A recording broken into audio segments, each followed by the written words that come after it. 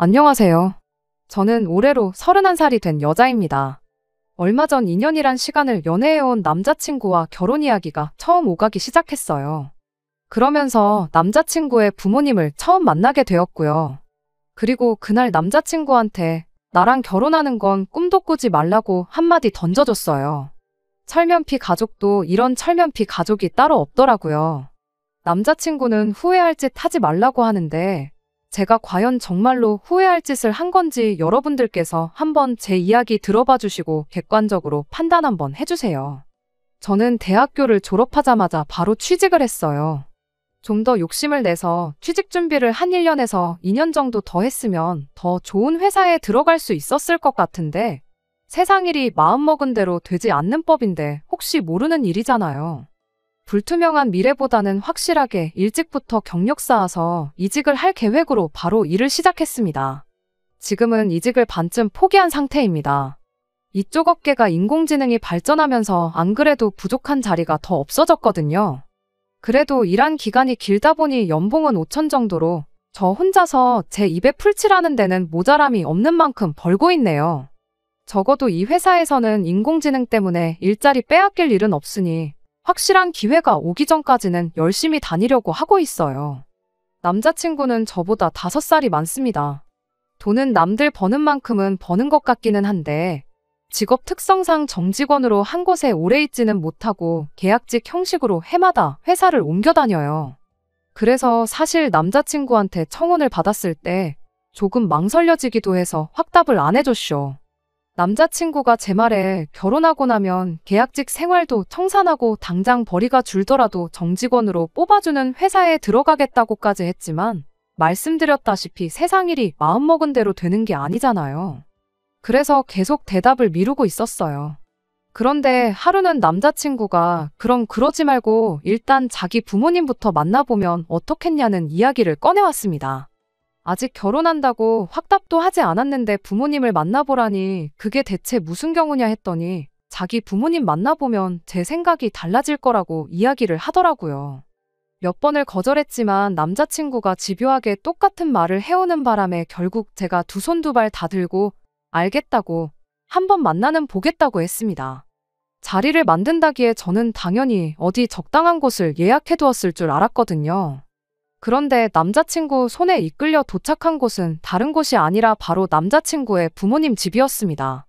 한 번만 제발 만나보라고 해서 가벼운 마음으로 나가기로 했던 자리였는데 대뜸 집으로 데려가니까 이게 결혼 준비를 하는 거나 마찬가지인 거 아닌가 하는 생각이 들었어요. 그렇게 생각하니 갑자기 그 자리가 불편하고 부담스럽기 짝이 없었습니다.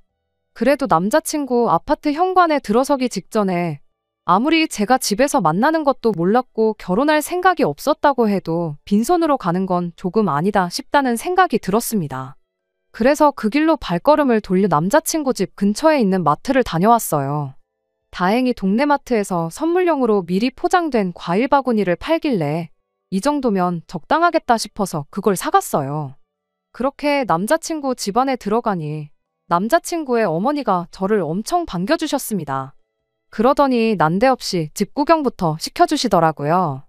예상치도 못한 환영과 갑자기 시작된 집 구경에 많이 당황해 있는데 남자친구 어머니가 입을 열었어요.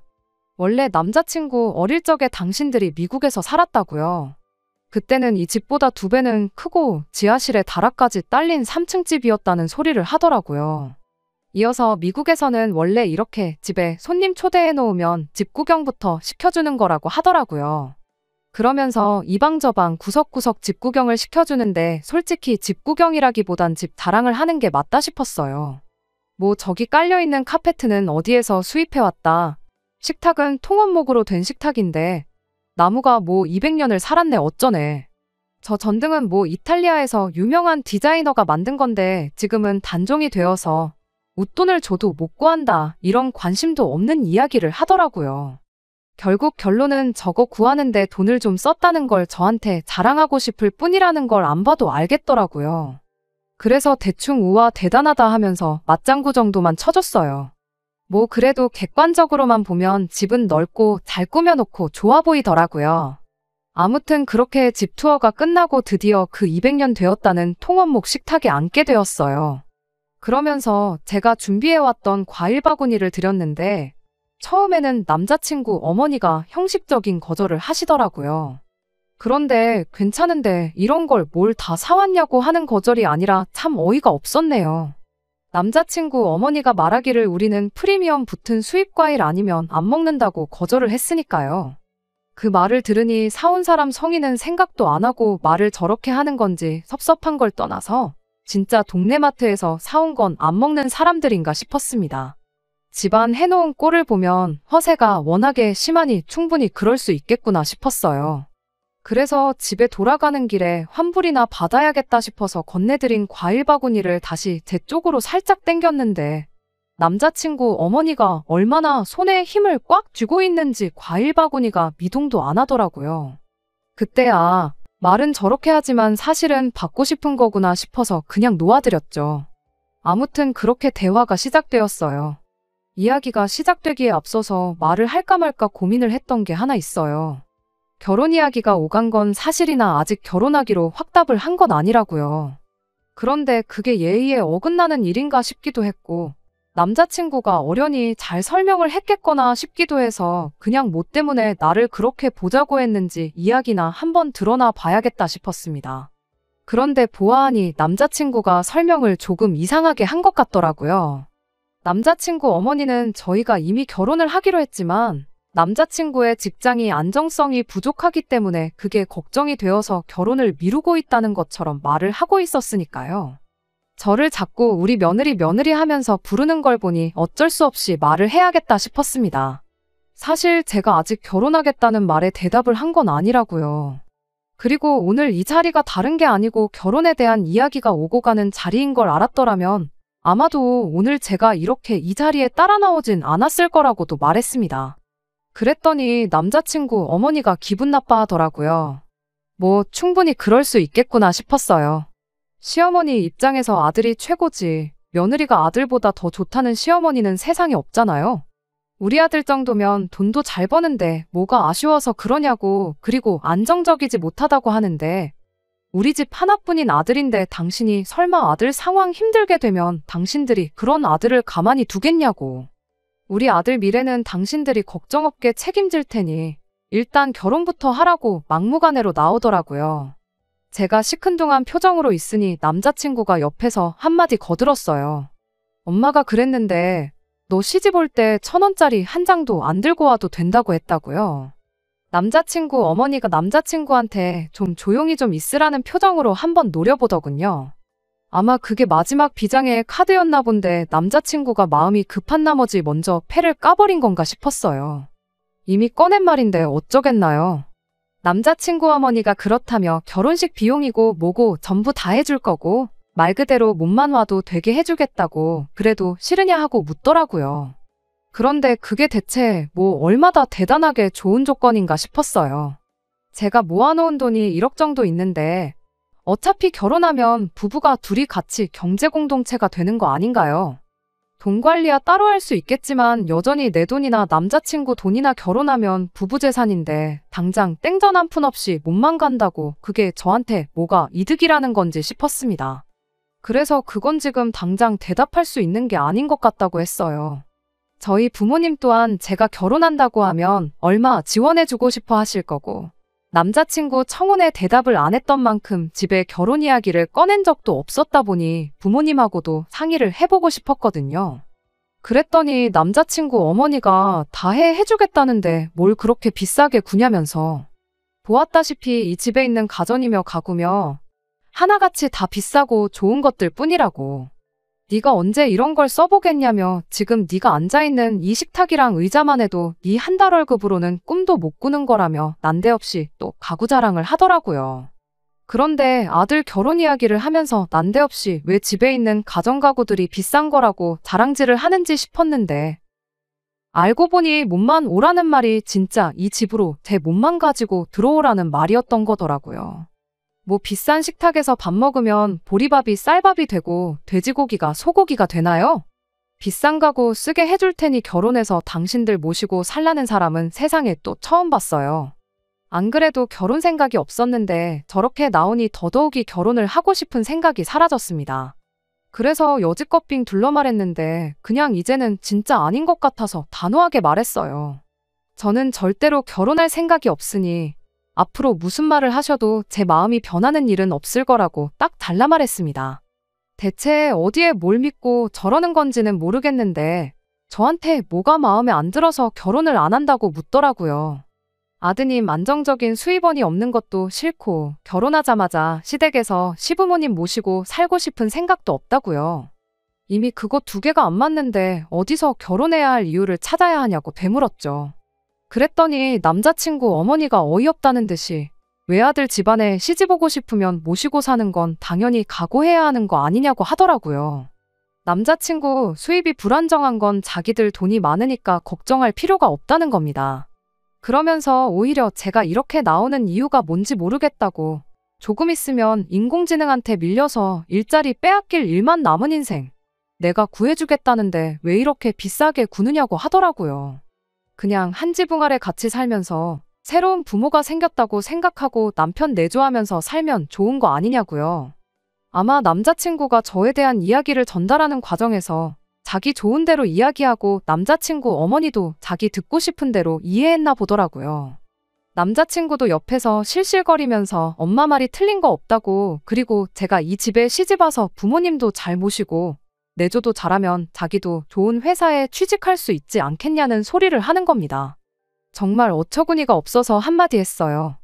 이미 들어와 살라고 할 때 결혼할 생각이 싹 달아난 상태라서 제 할 말 하는 건 그렇게 어려운 건 아니었습니다.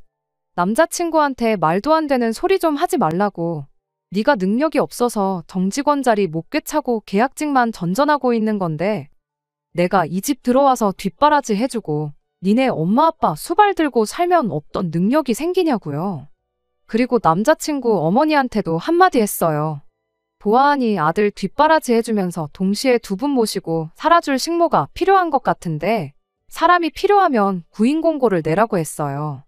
그리고 정직하게 돈 주고 사람 부리시라고요.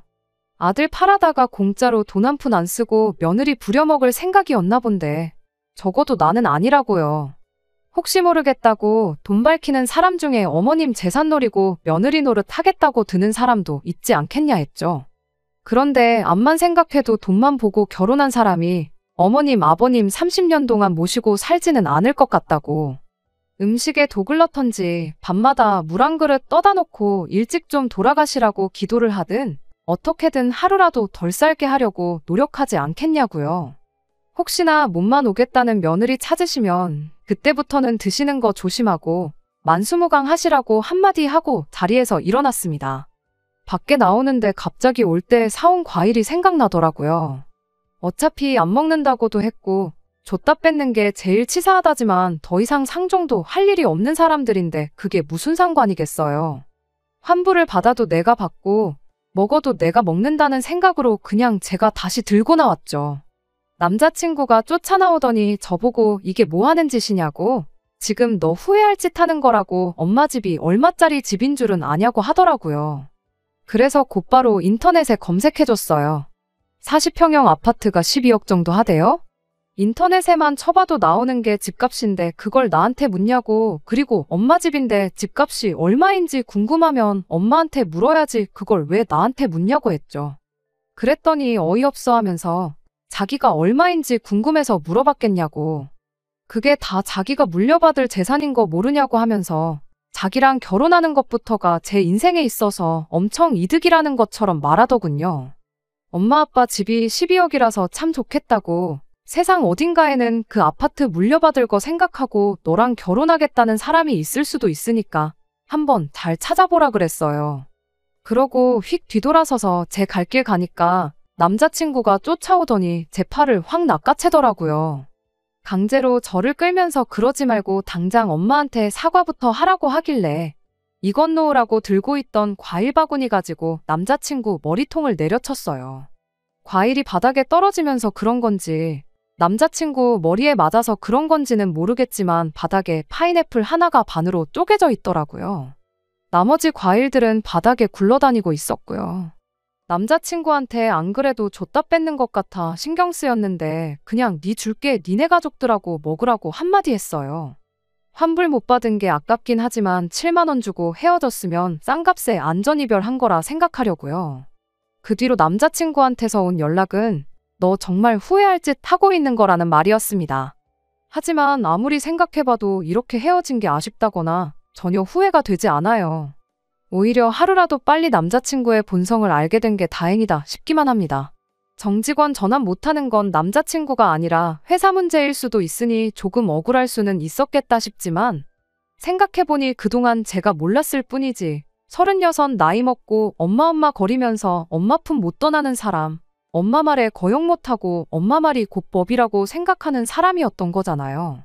더 더러운 꼴 보기 전에 시작하자마자 뒤집어 엎은 게 정말 잘한 일이다 싶네요. 두 번째 사연입니다. 안녕하세요. 요즘 들어 부쩍 생각이 많아진 30대 여성입니다. 학창시절만 하더라도 제가 제 30대 중반을 생각하면 결혼해서 애도 낳고 이래저래 바쁘게 살고 있을 줄 알았는데 막상 이 나이가 되니 제대로 이루어 놓은 건 없는데 마음만 바쁜 것 같아서 마음이 씁쓸하네요. 사람마다 살아가는 속도가 다른 거라고 괜히 남들 신경 쓰느라 서두를 필요는 없다고도 하지만 그래도 자꾸 다른 사람들과 제 자신을 비교하게 되는 건 어쩔 수 없는 건가 싶기도 하고요. 사실 최근까지만 하더라도 이 정도로 생각이 꼬리에 꼬리를 물지는 않았어요.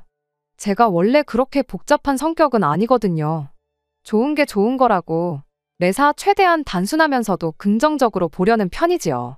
하지만 어째서인지 남자친구에게 프로포즈를 받고 난 이후로는 하루가 멀다 하고 머릿속이 복잡하고 정말이지 제 마음을 저도 잘 모르겠습니다. 친구들하고 이야기를 해볼까 그런 생각도 안 한 건 아니지만 결국 다 거기서 거기니 제 친구들인 거 아니겠어요? 그리고 당장 걔 중에 시집간 친구는 둘밖에 없기도 하고요. 그렇다고 어머니와 상의를 하자니 괜한 심려를 끼쳐드리는 건 아닐까 싶어 그 또한 망설여지대요. 그래서 이렇게 사연을 보내봅니다. 사실 저도 가끔 남들은 도대체 무슨 생각을 하고 살까 궁금해서 여기 사연을 들으러 오곤 했거든요. 그리고 그럴 때마다 생각지 못한 조언과 기발한 묘책들을 발견하곤 무릎을 탁 치곤 했지요. 그러니 오늘도 부탁드립니다. 해주실 말씀이 있으면 가감없이 해주세요. 남자친구와는 회사 선배의 소개로 만났습니다. 원래 자연스러운 만남을 선호하는 편이라 내키진 않았지만 회사 선배가 주선해준다 하니 싫다 소리를 못해서 나간 자리였지요. 그리고 첫인상은 그럭저럭 나쁘지 않았어요. 제 스타일의 외모는 아니었지만 어떻게든 대화를 이끌어 나가려는 그 노력이 가상했다고 해야 할지. 그래서 실은 당시 연애 생각이 없기도 했고 회사 일도 바빠지던 터라 누가 나오든 정중히 거절할 생각이었는데 이때도 차마 거절을 못해서 두 번째 만남을 갖게 되었네요. 그리고 이후로도 남자친구의 끊임없고 적극적인 대시로 결국 한 달 만에 연애를 시작했고요. 그리고 그렇게 만남을 이어온 지 4년 만에 남자친구가 저에게 프로포즈를 해왔습니다. 평소처럼 데이트를 하고 남자친구가 저를 집에 데려다 주던 길이었는데 뜬금없이 동네 공원을 한 바퀴 걷자더니 대뜸 그러는 거예요. 저와 함께라면 앞으로 인생에 닥칠 어떤 위험도 이겨낼 수 있을 것 같다면서 결혼해달라고요. 그리고 속물처럼 들릴지도 모르겠지만 솔직히 제가 꿈꾸던 그런 프로포즈는 아니었어요. 반지는커녕 꽃 한 송이도 준비되어 있지 않았거든요. 하지만 연애하는 동안에도 그런 쪽으론 영 무디고 센스가 없는 사람이었기에 그러려니 하고 저도 잠깐의 고민 끝에 그의 프로포즈를 받아들였네요. 그리고 그때부터는 결혼 준비가 한마디로 일사천리로 진행되기 시작했습니다. 양가 부모님을 찾아뵙고 인사드리고 결혼식부터 시작해서 신혼집에 들어가는 비용까지는 반반하기로 하고 크게 서로 거슬리는 것도 없었고 어느 한쪽이 뜸을 들이거나 하는 일도 없었습니다. 게다가 양가 어른들 모두 너희들이 좋은 쪽으로 결정하라며 저희의 의견을 존중해 주셨지요. 그러니 고부 갈등이라던가 시집살이라던가 그런 건 걱정은커녕 아예 생각조차 안 했어요.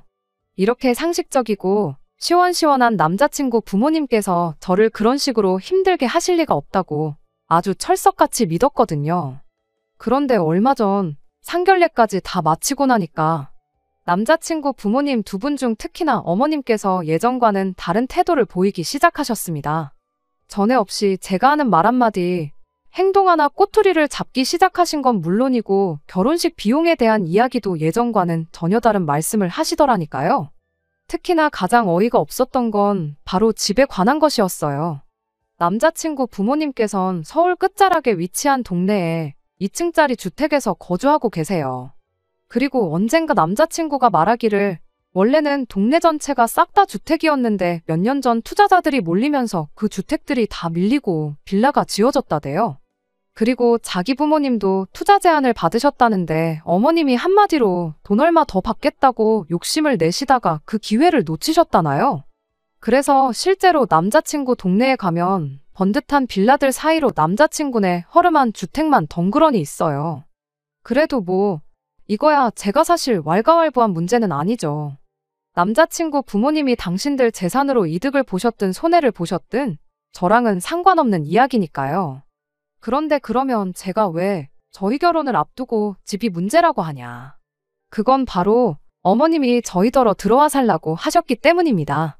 말씀드린 대로 남자친구네 주택은 2층짜리로 남자친구네는 1층에서 거주를 하고 2층은 세를 주고 있었어요. 그런데 이제 2층이 계약이 끝나면서 나가겠다고 하니까 저희더러 2층에서 살라고 하셨던 거죠. 그리고 당연히 저는 남자친구가 그 얘기를 꺼내자마자 거절했습니다. 저희 회사에서 먼 것도 먼 거지만 아무리 남자친구 부모님이 좋은 분들이라고 해도 위아래로 살고 싶은 생각은 없었으니까요. 그래서 남자친구한테 싫다고 했어요. 부모님께도 잘 말씀드리라고 했고요. 그런데 이튿날 남자친구가 하는 말이 말씀드렸는데 무척 섭섭해 하시더라면서 들어와서 사는 게 아니면 결혼 비용도 지원을 못 해주시겠다고 하더라나요? 그런 게 어딨냐고 따졌지만 남자친구는 우리가 돈을 맡겨놓은 것도 아닌데 어쩌겠냐는 식이었지요. 그래서 결국 며칠의 고민 끝에 들어가서 사는 걸로 마음을 다잡아 보려고 했는데 또 한 번 황당한 소리를 들었습니다. 어머님께서 기존 세입자가 냈던 전세보증금을 그대로 저희에게 요구하셨으니까요. 게다가 황당한 점은 거기서 끝이 아니었습니다. 가령 전세보증금이 2억이라고 하면 당신 아들이 부담해야 할 몫은 어차피 당신이 결혼 비용을 지원해주기로 했었으니 시쳇말로 퉁치면 되는 거고, 그러니까 결국 저만 전세보증금에 해당하는 1억을 가져오라고요. 어이가 없었죠. 애시당초 제가 남의 집에 공짜로 살겠다 뭐 그런 생각을 한 건 아니에요. 그건 말도 안 되는 일이죠. 하지만 남자친구 부모님네 들어가서 사는 건 말 그대로 들어가서 살기만 하면 된다는 얘긴 줄 알았습니다. 들어와서 살지 말지에 따라 결혼 비용을 지원해주네 안 해주네 그런 이야기까지 오갔으니까요. 그런데 남들처럼 보증금 내고 계약서 쓰고 사는 거면 제가 굳이 왜 생돈을 들이면서 마음에도 안 드는 집에서 살아야 하냐고요. 그러니 제 입장에선 지금 나를 가지고 노는 건가 싶더라니까요. 물론 서울에서 집을 구하는 게 얼마나 힘든 일인데 그렇게라도 해주는 게 어디냐 하는 분들도 분명히 계시겠지만 그래도 저한테는 말이 안 되는 일이었어요. 이치에도 안 맞고 상식에도 어긋나는 일이었달까요? 게다가 그 집에 더더욱 들어가 살기 싫었던 이유는 저도 몰랐는데 남자친구 부모님이 얼마 전 남자친구의 외조부모님까지 모시고 살기 시작했다대요. 원래는 두 분 다 요양원에 계셨는데 얼마 전 주택 지하를 사람이 살 수 있게끔 고치시고는 모시고 오셨다고요. 그러니 제가 같이 살게 되면 그분들 수발을 과연 누가 들게 될까요? 장단컨대 머지않아 전부 다 제 일이 되고 말겠죠. 그리고 뭐 그 밖에도 남자친구의 외가 친척들이 차로 20분 거리에 살고 있다는 점도 마음에 걸렸습니다. 이모님 삼촌은 물론이고 남자친구의 시집간 누나도 차로 40분이면 갈 수 있는 거리에 살고 있어요. 한마디로 집성촌이 따로 없달까요. 그리고 제 예상대로 남자친구를 떠보니 자기는 뭐 회사 생활로 바빠서 자주 빠지긴 하는데 그래도 이제 할머니 할아버지까지 오셨으니 예전보다 더 자주 모이지 않겠냐대요. 참고로 남자친구네가 주택이다 보니 앞에 코딱지만 하긴 해도 나름 마당이 있어요. 그리고 그 마당에서 종종 모여 고기도 구워 먹고 그런다는 걸 상견례 자리에서 남자친구 어머님이 자랑하듯 하시는 말씀을 듣고는 알게 됐지요. 그러니 제가 비록 남자친구한테 대놓고 말은 못했지만 남자친구랑 결혼해서 그 집에 들어가 살게 되면 그 가족 모임 뒤치다꺼리도 분명 제 몫이 될 게 분명했어요. 그래서 남자친구한테 역시 들어가서 사는 건 무리라고 했습니다. 진짜 백번양보에서 당신 누나처럼 너무 멀지 않은 곳에 신혼집을 구하는 거면 모를까. 한 집에선 같이 못 산다고요. 그랬더니 남자친구가 한 집이 아니고 1층, 2층으로 나눠져 있는데 도대체 뭐가 문제냐며 짜증을 내더니 그럼 결혼 비용은 못 받는 줄 알랍니다.